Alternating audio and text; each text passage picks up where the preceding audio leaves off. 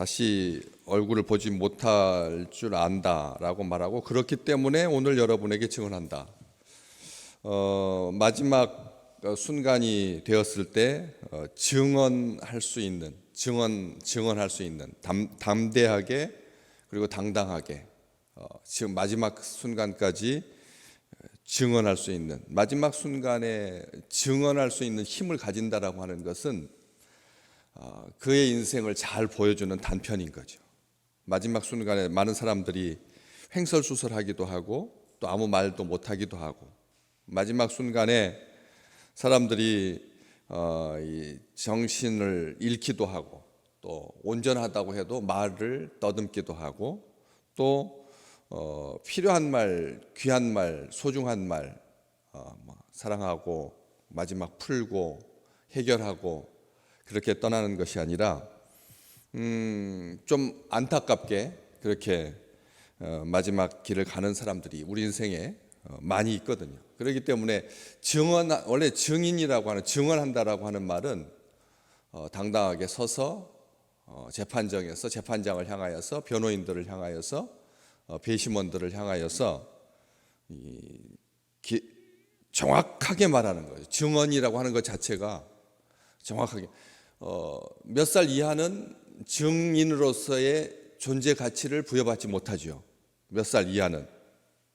그리고 또 너무 노쇠하면 증언할 수 있는 그런 힘도 안 되고, 또 그것을 또 인정하기가 좀 애매할 수도 있고. 그러니까 이게 아무나 증인으로 세우는 게 아니라는 겁니다.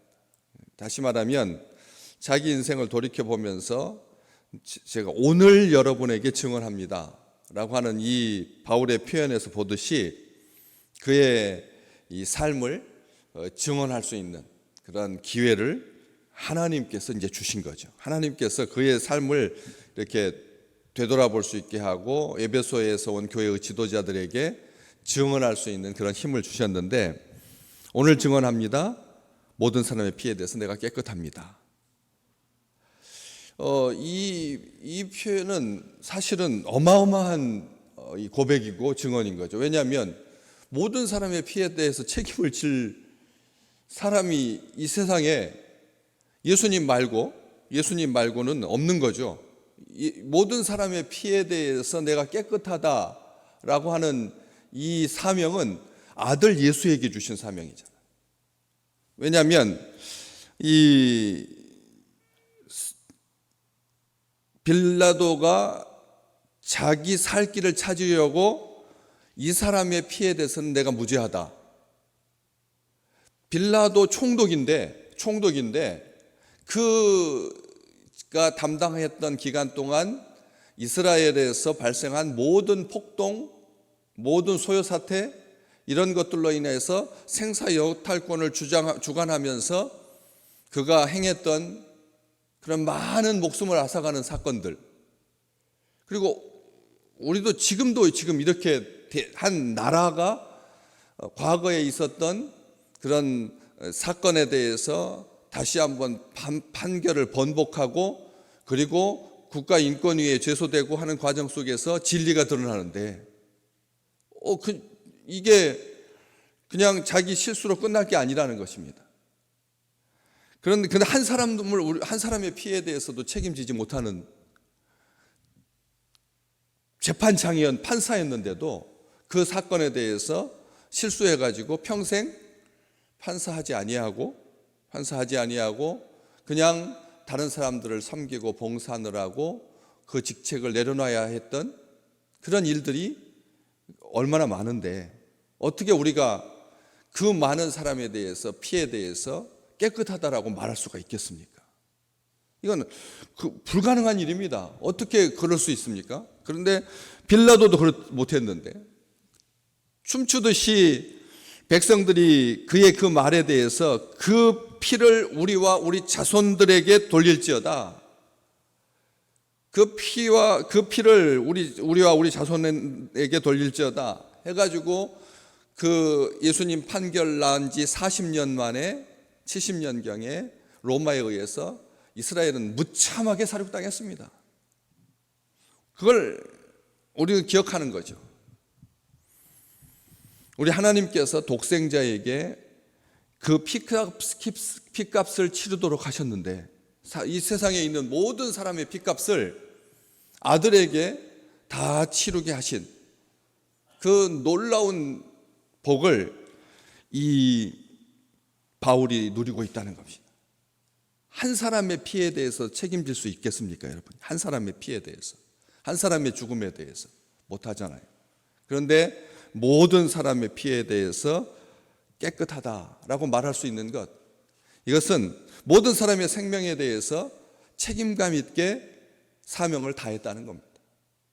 진정 모든 사람의 피값을에 대해서 깨끗할 수 있는 비밀은 어디에 있습니까? 27절, 내가 꺼리지 아니하고 하나님의 뜻을 다 여러분에게 전했습니다.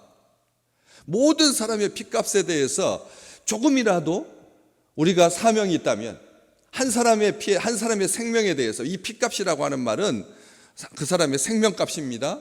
한 사람이 구원받는 겁니다.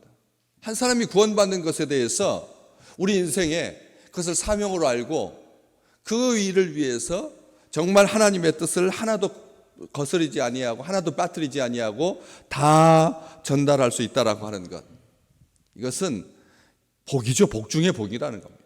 다 하는 말, 모든 사람의 피는 말고 그냥 한 영혼, 한 영혼의 피가, 한 영혼의 생명이 정말 소중하다라고 하는 마음을 가지고 그 사람을 위해서 하나님과 사람에게 부끄럽지 않게 초지일관 한결같이 흔들리지 아니하고 변함없이 그렇게 대할 수 있다라고 하는 것, 매 순간 마지막인 것처럼 살면서 바울은 꺼리지 아니하고 하나님의 뜻을 다 전합니다. 에스겔 3장, 선지자에게 하나님께서 말씀하셨죠. 악인에게 말로 경고하여서 그 길에서 떠나게 하라. 생명을 구원하게 하라. 하나님께서 분명하게 말씀하셨습니다. 악인을 그 길에서 떠나게 말로 경고해라. 말로 경고해라. 내가 그 피를 너의 손에서 그렇지 않으면 찾을 거다. 이게 사명자입니다. 이게 사명자인 겁니다. 하나님의 말씀은 엄중하죠. 그런데 모든 사람의 피에 대해서, 생명에 대해서 무죄하신 우리 주님처럼, 흠없으신 우리 주님처럼 그 앞에서 그렇게 살아왔다라고 하는 거죠. 게으르거나 나태하지 아니하고 졸지 아니하고, 파수꾼의 사명이라고 하는 게 얼마나 엄중한지요. 제가 늘 말씀드리잖아요. 작전에는 실패할 수 있습니다. 작전에 실패할 수 있습니다. 그러나 경계에 실패하는 것은 용서받지 못합니다. 이런 전투 저런 전투 치르면서 뭐 날마다 이길 수 있겠습니까? 그렇지만 경계하는 것을 실패해서는 안 되는 거죠. 졸아서는 안 된다는 겁니다. 용서받지 못하고 반드시 책임을 묻는 거죠. 그래서 하나님은 말씀하시죠. 돌이키고 돌이켜라. 악한 길에서 떠나라. 어찌 죽고자 하느냐. 하나님께서 자기 백성들 사랑하시면서 한 사람도 마귀에게 사탄에게 농락당하고 멸망길로 가는 것, 하나님은 한 사람도 원치 않습니다. 우리가 생각할 때 아주 악해 보이는 그 사람일지라도 하나님 그가 죽는 것 원치 않으신다는 거예요. 하나님의 생각입니다. 이게 하나님의 뜻입니다. 하나님께서 죽도록 내버려 둘 사람이 누가 있겠습니까? 죽어도 좋은 사람이 누가 있겠습니까? 멸망해도 좋을 사람이 누구라고 생각하십니까? 한번 가만히 생각해 보십시오. 이 세상에 살면서 그 사람, 멸망해도 좋을 사람, 하나님의 뜻 바깥에 있는 사람, 우리가 이 생각 앞에 선다면 하나님의 뜻은 죽지 아니하고 멸망하지 아니하고 심판당하지 아니하고 사는 것이다라고 하는 것을 믿습니다. 우리는 믿습니다. 하나님의 뜻은 온전하고 선하시니까. 우리 하나님의 뜻은 선하다라고 하는 말은 한 사람도 잃지 않으시는 99마리 자기의 양들을 두고서 잃어버린 한 마리 양을 찾아 나셨던 우리 주님의 마음이 하나님의 뜻 아니겠습니까? 주님은 분명히 보여주셨습니다. 그렇기 때문에 우리는 하나님의 뜻을 다 전합니다. 그러다가 진정 내가 죽을지라도, 바울이 그랬지 않습니까? 아브라함도 그랬습니다. 내 생명책에서 내 이름이 지워질지라도 내 동족이 죽지 않기를 원합니다. 바울이 그 마음 아니겠습니까? 우리에게도 그런 마음이 있어야 합니다. 한 사람도 잃지 않으려고 하는 그 마음. 그렇기 때문에 두려워하지 않게 되고, 그래서 크리소스톰 귀한 우리 신앙의 선배는 이런 말을 한 적이 있습니다. 구덩이에 내가 던져지면 나는 에레미야가 될 것이다. 사자굴에 내가 던져지면 나는 다니엘이 될 것이다.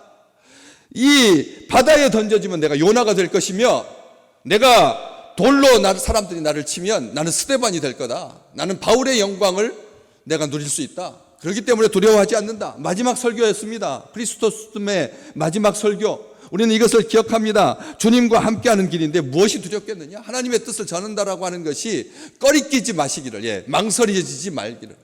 하나님의 뜻이 너를 사랑하고 너를 구원하시려고 하는, 너를 살리려고 하는 하나님의 그 온전하신 뜻에 대해서 담대하게 말하는 것.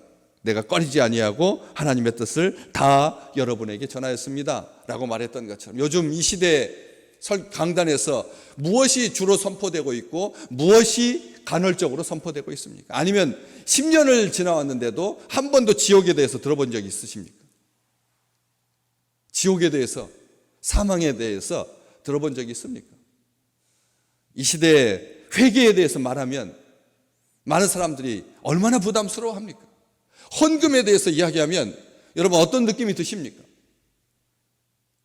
헌금 빼고도 얼마든지 은혜로운 말씀 많은데 왜 1년에 주기적으로 한두 번씩 설교를 하십니까? 요즘 김창인 목사님, 광성교회 김창인 목사님 은퇴하신 20년도 넘으셨잖아요. 그 목사님 책을 읽고 있는데, 그 목사님이 설교 때마다 1년에 한두 번씩은 꼭 했던 말, 저는 참 놀라운 그 말씀.